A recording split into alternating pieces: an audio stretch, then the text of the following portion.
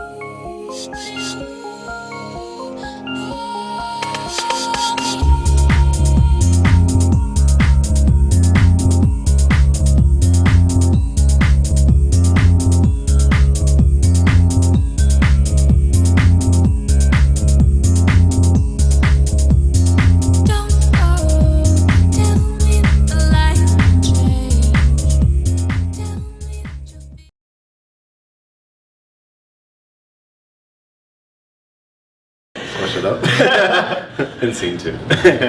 All right, welcome back, everybody. We are here with Mark and Curtis in the basement in front of our favorite place, the Bizzle Party. They watch a lot of our videos. They know we like to drink. We're in their man cave. I don't know if y'all call it that, but when I walked down here, I was like, God damn, this place is. Do you have a man cave in a gay relationship? That's a good question. Let's start off right there. It's just a shared space. Yeah. Do you believe in man caves and gay relationships? Well, I'm definitely the more sports oriented. Okay. Like, you catch me here on Sundays by myself, and I'm out shopping.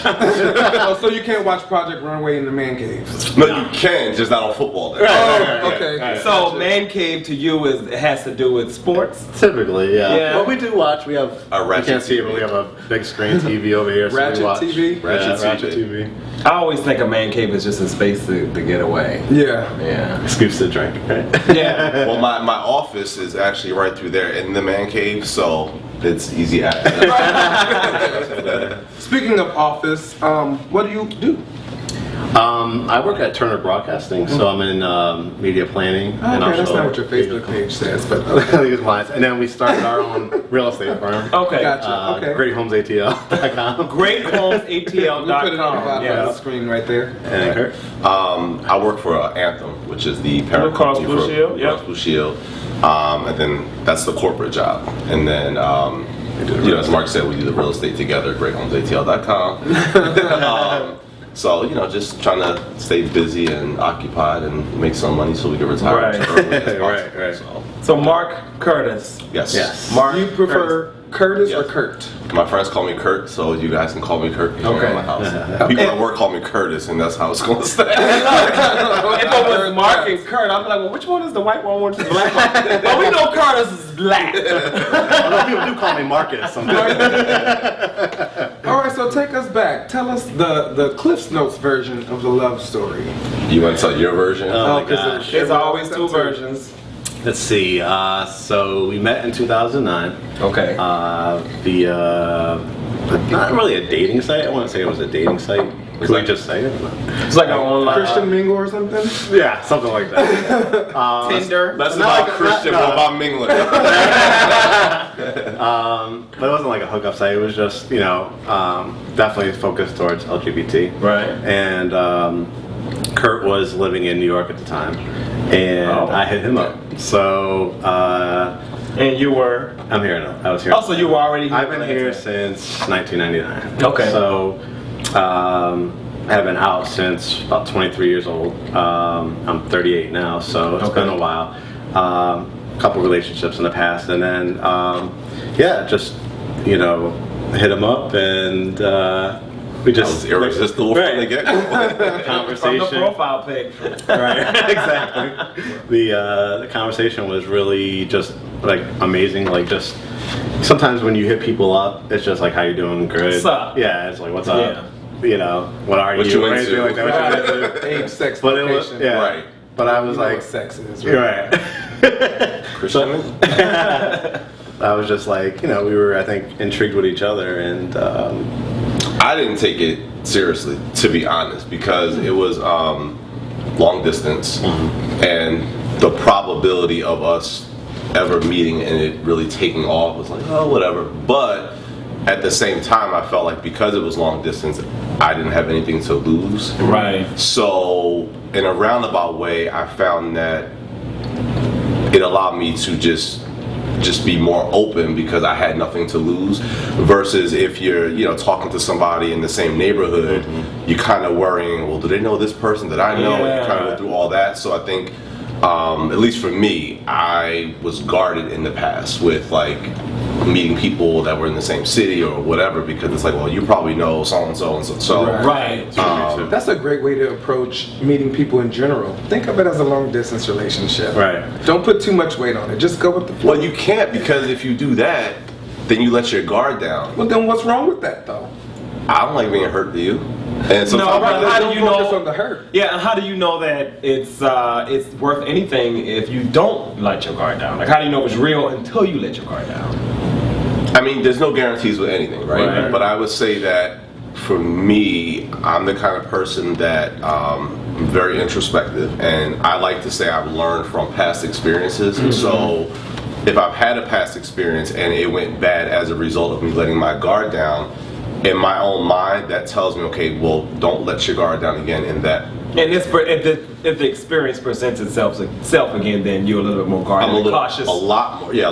guarded. Makes sense. But you did open up. We had like amazing conversations. Yeah. I think that's what it was. I think sometimes for when you're in the same city, you just get to the physical right away. But Yeah, being able it force you to talk. Right. Make a lot of my mind. You have to fuck my mind now because you can't fuck me. Yeah, okay. All right, what a way to put it.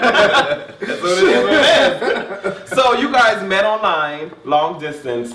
How much time had passed before you decided to say, hey, I want to kind of see Well- where this is going to go? Well, we met online in March. March 25th, yep. 2009. Yeah. I'm thinking March 25th? anniversaries. Yeah, the Yeah. And then we started Skyping, so I kind of knew that he was a real person. He knew I was a real Right. person, that type of thing. But I actually didn't come to Atlanta until that Memorial Day weekend. Yeah. I actually wanted him to stay at a hotel. Yeah. And I was about to not It was come. like that whole Craigslist killer was going on. So I was like, okay, I've been experienced in the game for a little bit, so let me see, you know, what he's about. But we ended up, as we got Excuse me. talking more and more, he ended up, you know, staying. But And I was offended. I told him that, like, Right. because it was like I was coming to see him, and we, you know, had spent so much time talking and Skyping and so on and so forth that when I said, yeah, I'm thinking of coming down, you know, Memorial Day weekend, and he replied back with a whole list of hotels. And So you right out the bat, like, what? Right. so I'm like kind of playing off, plain and like, safe. do I act like I'm bothered by this, or do I just go? So I was like, oh, okay, so the hotel, and he was like, yeah, you know, they're right near me, so I could definitely hang out with you when you come. So I was Hang like, out with you. I'm coming to see you. Right.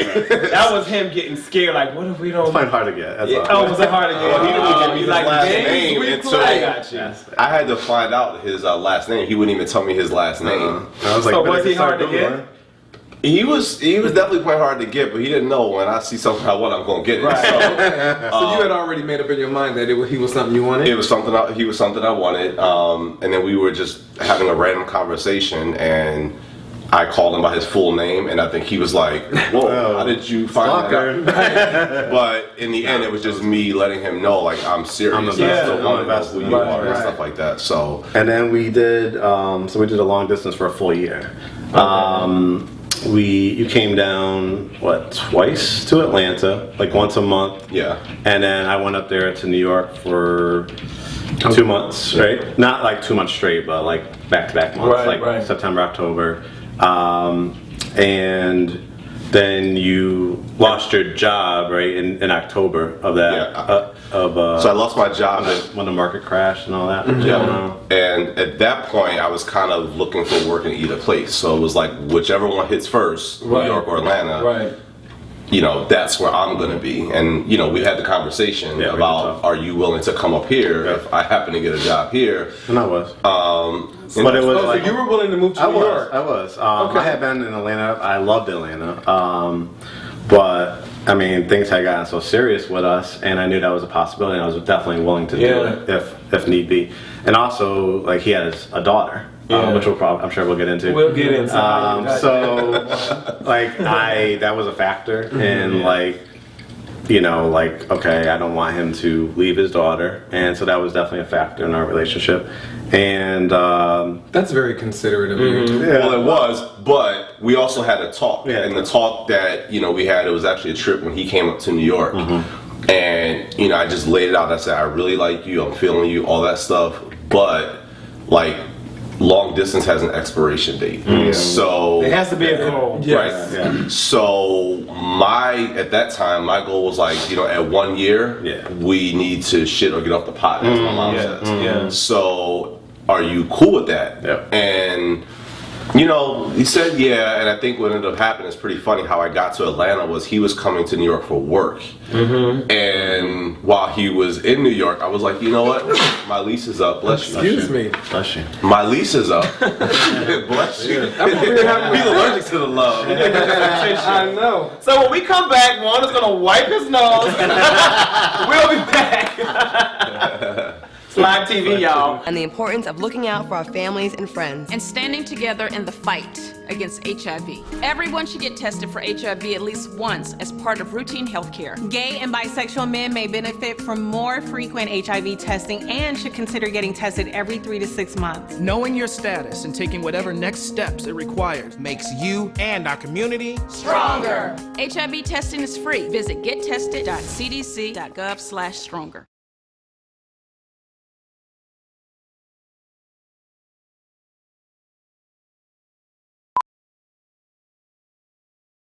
Welcome back. We're here with Mark and Kurt, or Curtis. Curtis to you all. Every time I hear Curtis, I think of Dream Girl. Yeah, and pardon my little sneezing fit there. I don't know what's going on. But I was sitting here suppressing it. Let me out. Yeah. So before we went to break, you were saying long distance relationships, and I agree 1,000%, have an expiration date. Shit or get off the pot. Exactly. 1 year was your... 1 year was my expiration date. Okay. Yeah. So we approached a year in your love story. Then And he came to New York for work with his department at that time. And my lease was up in New York. So I was kind of like, okay, do I renew the lease or what? And I had no job, so it's kind of like it could go either way. And I just got the novel idea to follow love, and I was like, well, would you have a problem if we drove back to Atlanta together? So while he was here with his job, he didn't even use the return trip back. He just came, we packed up my truck, and That's love right there. and y'all, okay. Shit, I wasn't expecting that. Don't sneeze. So you all dated long distance for a year. Yeah. Never lived together. You obviously had spurts at a time. Definitely. Yeah, every day. from Memorial to the year to that next March, y'all had to see each other monthly. yeah. Yes, pretty much. But you don't know somebody until you live with them. Right. Yeah, And that was a big did you immediately move in together? Yes. And that wasn't a part of the original plan, which is funny He because didn't give you a list of apartments and everybody. I'll drive down with you, the irony is the only dilemma that I had was my daughter was in New York. She now lives in Georgia, but she was in New York. So that was really my sort of catch-22. And then, we had some people, both of us, that were saying like, it's never gonna work, and he's never gonna, do all this for you. And my mom was saying, well, why would you do that? So there was a whole lot of negative. Yeah. But I'm a believer in I just follow my heart, and sometimes it's spot on, and other times it hasn't been. But I don't want to live with the regret of, well, what if I didn't follow my heart and that was the time I should have. So I went with it. Well, I think that's awesome that you said that you decided to follow love. And because the other side of you, when you said, I need to go down there, I need to get my own, I need to do it myself, that's all ego. Yeah, oh yeah. You needed to do it to feed your ego to say I was able to do it, and now what? We're going to move in together now anyway. Right. So, I mean, I think that's amazing that you have to, you want a real relationship to work, you have to choose love over ego. Well, and also suspending judgment or any notions of what's too soon or what's not, or you hear all kinds of things, right? all of that shit just goes out the window. Well, everybody's situation, I say, is different, and we have our conversations, and it's like, what works for Juan and G might not. We might not even want to touch what. I don't think anything is going to work what works for us. But you know what I'm saying? Sometimes people get caught up in. They do. People get caught up in, well, what worked for you? So let me try that. And it's like, well, you could try it, but it works for us because we're two unique individuals in the situation, making it work for us, and it might not work. So. And then they want to tell you what didn't work for them, and that means it's not going to work for you. And I got a lot of that because I was the one, and not to say you making sacrifice, but I was making the move. I had the daughter. You had more to lose. So people are like, well, what are you doing? That's not going to work. And I did this when I was, and I'm like, okay, but I'm going to try it. And I talked to my brother about it. Strangely enough, he's younger and young-minded and young in age, but he was the one that basically said, and I'll never forget it, if you do this, like, failure is not an option. So you just have to figure out how you're going to come out on top. Right. And I knew that by making such a drastic move, like, all eyes were essentially on me to see, was I going to sink or swim? Luckily, we swam together. And you know what? I think that it's important to not even consider, because let's just say it didn't work. Right. Thankfully it did, but let's just say it didn't work and actually wasn't in the cards. That doesn't necessarily mean you made a mistake. Or if it wasn't a failure. You never know. Or it wasn't fair. It would have been that lesson that Exactly. You probably needed to be out of New York anyway. It's funny, I missed it for the first year. It was definitely, because that year... And you had always been in New York? Well, from Philly originally, but I had been in New York since 1990. So you're definitely in or 2001, I'm sorry, yeah. So,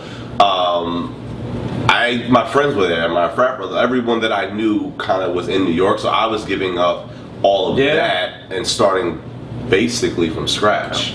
And then, it was a struggle. And then coming here, I still wanted to maintain the relationship I had with my daughter, so like literally once a month I would fly up, meet my ex-wife in LaGuardia Airport, take my daughter, fly right back for a couple of days, and then fly right back. And I did that for a year, but there was just a lot that I invested into the move. It wasn't just the relationship, but I had to maintain the relationship with my daughter because that's my baby. Let's talk about that because I want to get on that, and you already gave up some of it. So you used to be married. It's your second. Well, you guys are not married. No, right? we are. We are married. You are married, so it's your second marriage. Why you?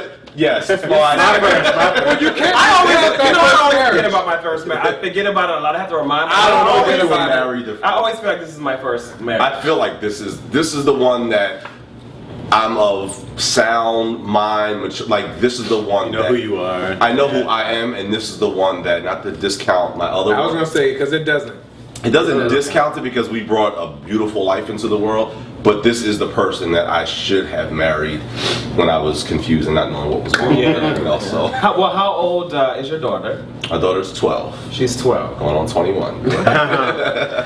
What I would like to know is talk to us about the emotional state you were in to leave New York, essentially kind of leaving your daughter behind, at least for a while. Talk to us about those emotions and how you dealt with that. Well, that weekend that I left, she was with me, so I literally saw her up until the day that we were. He was with me, and it was odd. She knew it was coming. I knew it was coming, and we all went to the movies together. Times Square, Times Square, made this whole big production out of it, and then that Sunday, I think it was, when her mom came to pick her up, I knew that was like the goodbye. Like, you're not coming back to this apartment anymore. At that point, I didn't really know how it was going to work out. Because he had joint custody. He still does, but he saw her every Thursday. Thursday through Monday. Bring her to school, actively involved father. So to leave that I know that. That affected me. When she said her goodbye and got into the car, and he was with me, and we went back into my apartment building, it just hit me at once. And like in the lobby, you would have thought it was like a scene being filmed for like it hit me, and I just broke down. And I mean, thankfully you were there to kind of hold me and say it's okay. But I think I was so focused on just making the move happen that I did not stay in touch with the emotions that came with that. And then all at once it hit me right in the lobby, and I had a meltdown. And how was that for you? I mean, because there's a lot of emotions that come along with that. There might be a level of guilt and all of those feelings. Definitely guilt. I think we talked about it, and I met his mom originally that October, and actually my mom came up to New York too, and so it was kind of like the first time our parents were meeting. And we were sitting in my apartment in Queens, and she was like, you know, he's never gonna move for you.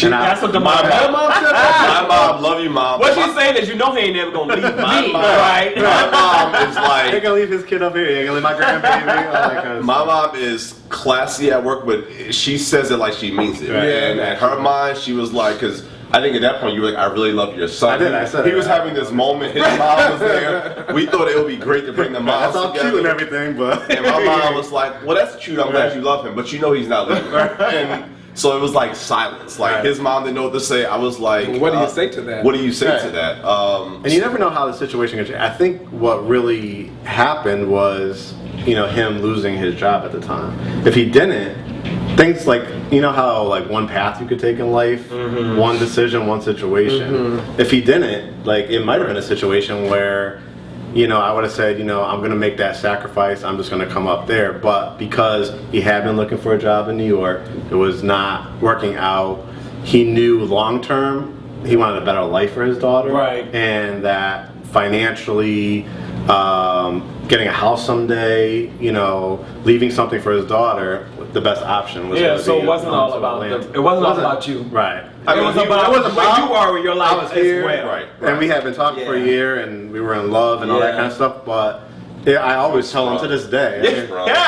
You definitely made it a lot more convenient for him to have that life change. Isn't that amazing how all the aspects of your life conspire and they work together? Fell all together. It, like all at the right moment. And essentially, it is. It's so ironic, and the bigger irony in all that is the year after I was here, my daughter and ex-wife moved here, and we sold them their house. Oh wow! So it's like and then next year my parents are retiring, and we'll be selling their house. And they're coming here too. You should say right. Yeah, I already know what you're going to say. So, and all kind of in a weird way. I'm like, oh, you moving here for me too? Well, they do love me. So I mean, I took the risk. It was all a big risk, but I feel like now, like I'm getting the biggest rewards, or I've gotten the biggest reward just from my risk daughter. Reward, and the risk paid off. It was worth it, and I got this guy.